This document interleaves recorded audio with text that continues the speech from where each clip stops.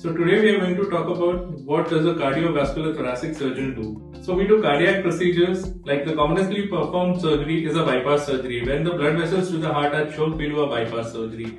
Second is we do valve replacements or valve repairs. These are the valves of the heart. Whenever they get damaged, we do a repair or replacement for them.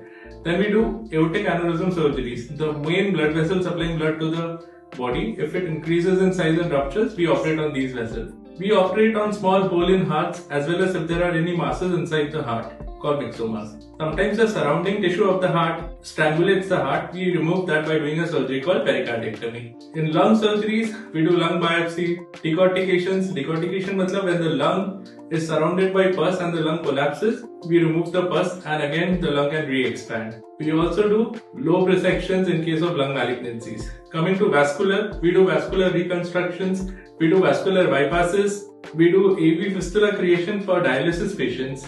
We also do diabetic foot surgeries, and if any of the blood vessels in our body develops a clot, we remove the clot by doing specific surgery. Last but not the least, we do the most important things in failing hearts or lungs, which is called either putting in an artificial heart or doing a heart or lung transplant.